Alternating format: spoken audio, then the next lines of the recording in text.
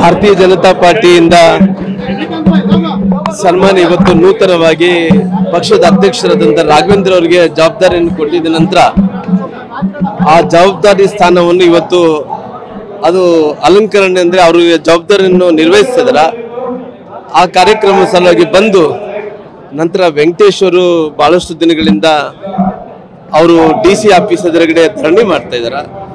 ಹಂಗಾಗಿ ಎರಡು ವಿಚಾರದಲ್ಲಿ ಬಂದು ಪುನಃ ಅಲ್ಲಿಗೆ ನಾನು ತೆರಳುತ್ತಾ ಇದ್ದೀನಿ. ಹಂಗಾಗಿ ಈ ಕಾರ್ಯಕ್ರಮದ ಸಲುವಾಗಿ ಬಂದಿದ್ದೆ. ಜೊತೆಲಿ ಲೋಕಸಭೆ ಚುನಾವಣೆಗಳ ಬಗ್ಗೆ ಕೇಳಬೇಕಾದ್ರೆ ಆಲ್ರೆಡಿ ಇವತ್ತು ನಾಳೆ ನಡೀತಾ ಇದೆ ಸಭೆ. ಇನ್ನು 2 ದಿನ ಒಳಗಡೆ ನಮ್ಮ ಕರ್ನಾಟಕದಲ್ಲಿದ್ದಂಥ ಬಹುತೇಕ ಒಂದು 20 ಜಿಲ್ಲೆಗಳ ಅಭ್ಯರ್ಥಿಗಳನ್ನು ಘೋಷಣೆ ಮಾಡೋಂಥ ಕೆಲಸ ಮಾಡ್ತಾರೆ. ಹಾಗಾಗಿ ಇವತ್ತು ಆಲ್ರೆಡಿ ಈ ಭಾಗದಲ್ಲಿ ರಾಜಾ ಅಮರೇಶಪ್ಪ ನಾಯ್ಕರ್ ಅನ್ನೋರು ಕೂಡ ಕೆಲಸ ಮಾಡ್ತಾ ಇದ್ದಾರೆ. ಅಲ್ಲಿ ಬಳ್ಳಾರಿಯಲ್ಲಿ ಕೂಡ ದೇವೇಂದ್ರಪ್ಪನವರು ಕೂಡ ಕೆಲಸ ಮಾಡ್ತಾ ಇದ್ದಾರೆ. ಪಾರ್ಟಿ ಆಲ್ರೆಡಿ ಅದಕ್ಕೆ ಆದಂಥ ಒಂದು ಮಾನದಂಡ ಇಟ್ಕೊಂಡು ಆಲ್ರೆಡಿ ಎಲ್ಲ ರೀತಿಯಲ್ಲೂ ಕೂಡ ಮಾಹಿತಿಯನ್ನು ತಗೊಂಡು ಎಲ್ಲ ಮಾಹಿತಿ ಆಲ್ರೆಡಿ ಕೇಂದ್ರದಲ್ಲಿ ಕೂಡ ಚರ್ಚೆ ಆಗ್ತಾ ಇದೆ.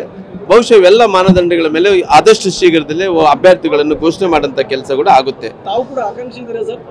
ಅಲ್ಲ, ಆಲ್ರೆಡಿ ನಾನು ಬಳ್ಳಾರಿ ಜಿಲ್ಲೆಯಿಂದ ಆಲ್ರೆಡಿ ನಮ್ಮ ಜಿಲ್ಲೆಯಲ್ಲಿ 3 ಮಂದಿ ಅಭ್ಯರ್ಥಿಗಳನ್ನು ಕಳಿಸಿಕೊಟ್ಟಿದ್ದೀವಿ. ರಾಯಚೂರಿನಿಂದ ತೊಗೊಂಡಿದ್ದೀವಿ, ಶಿವಮೊಗ್ಗದಿಂದ ತೊಗೊಂಡು ಬಳ್ಳಾರಿಯಿಂದ ಕೂಡ ಇವತ್ತು 3 ಅಭ್ಯರ್ಥಿಗಳು ಕಳಿಸಿಕೊಟ್ಟಿದ್ವಿ. ಹಂಗಾಗಿ ಅಲ್ಲಿ ಆಯ್ಕೆ ಮಾಡುವಂಥ 3 ಅಭ್ಯರ್ಥಿಗಳು ಆ ವಿಶ್ವಾಸ ನಮ್ಗೆ ಯಾರಿಗೂ ಗೊತ್ತೇ ಇಲ್ಲ. ನಮ್ದೇನ್ರಿ ಇವತ್ತು ಪಾರ್ಟಿಯಲ್ಲಿ 3 ಹೆಸರು ಹೋಗುವಂಥ ಟೈಮಲ್ಲಿ ಆಲ್ರೆಡಿ ಅದ್ರ ಜೊತೆ ನಮ್ಮ ಹೆಸರು ಕೂಡ ಹೋಗಿದೆ.